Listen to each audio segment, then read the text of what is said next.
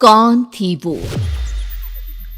मैं 8 महीने की प्रेग्नेंट थी और अपनी डिलीवरी के लिए अपने मायके गई थी। माँ ने मुझे फोन पर बताया, घर के पीछे की तरफ जो खाली जमीन थी ना, वहां पर एक नया कमरा बनवा लिया है। इतने सालों के बाद जैसे ही अपने घर में कदम रखा, कुछ अलग सा लगा। माँ, ये घर के पीछे की तरफ नया कमरा बनवाने की क्या जरूरत थी? अरे बेटा, घर के पीछे दूर दूर तक खाली जमीन है। तेरे पापा को कई दिनों से लग रहा था कि यहाँ पर एक कमरा बनवा लेंगे तो ताज़ा हवा मिल जाया करेगी। अब तो ये सब छोड़ और चल जल्दी से दूध पी ले। माँ, मैं थोड़ी देर में पी लूंगी, आप सो जाओ। मैंने दूध का गिलास उठाकर उस खिड़की में रख दिया। पता नहीं कब आंख लग गई। अचानक से खिड़की के पल्लों के खड़कने की तेज आवाज आई। दूध का गिलास धड़ाम से जमीन पर आ गिरा। जमीन पर गिरते ही दूध का रंग लाल हो चुका था। मैंने खिड़की से झांक कर बाहर देखा।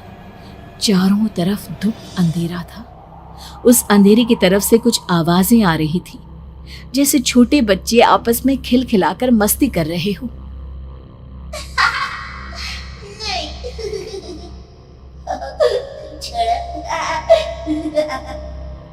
इतनी रात को इतने घनघोर अंधेरे में बच्चों की आवाज कैसे आ रही है?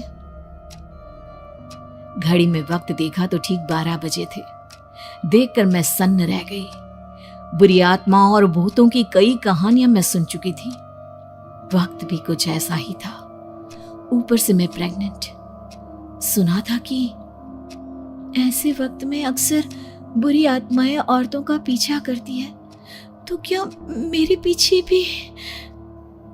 पसीने से तरबतर बड़ी मुश्किल से, जैसे कांपते हाथों से मैंने उस खिड़की को बंद किया। जल्दी से जल्दी उस कमरे से बाहर निकलकर माँ के पास जाने के बारे में सोचा, लेकिन जैसे ही दरवाजे की तरफ पलटी, लगा कोई साया हवा की स्पीड से दरवाजे के सामने से गुजर गया।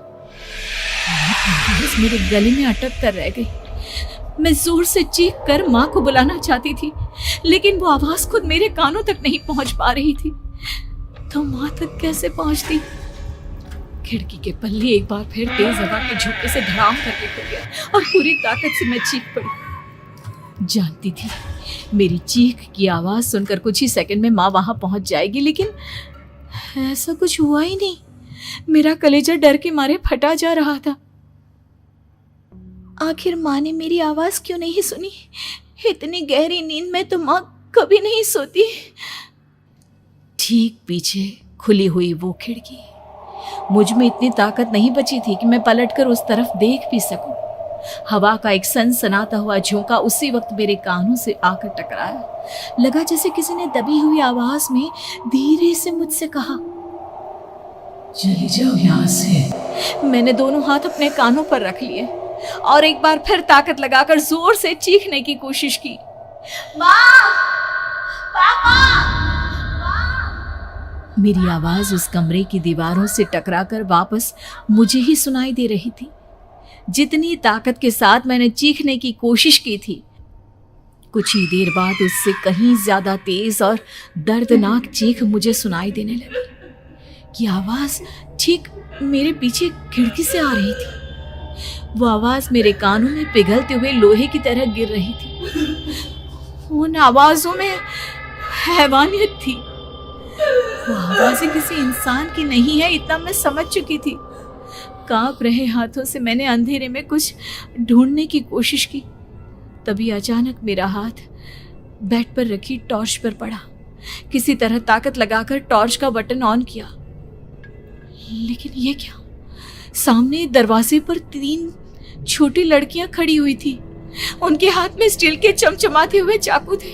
मैं घबराकर लड़खड़ाई और पीछे की तरफ हटी, लेकिन तब तक वो मेरे पास आ चुकी थी। उनकी गर्दन टेढ़ी थी और उनके हाथों के वो चाकू मेरे पेट को निशाना बनाने को तैयार। मैं जोर से चीखी, नहीं, छोड़ दो मेरे बच्चे को, मत मारो, मत मारो, छोड़ दो मेरे बच्चे को। सोनाली, क्या हुआ बेटा? तू इतनी डरी हुई क्यों है? उठ बेटा, क्या हुआ? हड़बड़ाकर मैंने अपनी आंखें खोली। देखा तो दिन निकल आया था। माँ मुझे जगा रही थी। मेरा चेहरा पूरा पसीने से लथपथ था। क्या हुआ बेटा, तुमने कोई बुरा सपना देखा क्या? मैं अभी तक अपने पूरे होश में नहीं थी। वो मेरे बच्चे को मार देगी माँ। वो लड़की मेरे बच्चे को। मैंने घबराकर अपने पेट को छुआ। सब कुछ ठीक था। और वो दूध जो रात को यहाँ पर गिर गया था, उसका रंग लाल हो गया था। माँ ने हंसते हुए दूध का गिलास मुझे दिखाया। तुमने दूध पिया ही नहीं, पूरा का पूरा ऐसे ही रखा हुआ है। तुमसे कहा था ना सोनाली, सेहत के लिए लापरवाही ठीक नहीं बेटा। लेकिन मैंने तो सब कुछ अपनी खुली आंखों से देखा था। ये सपना कैसे हो सकता है?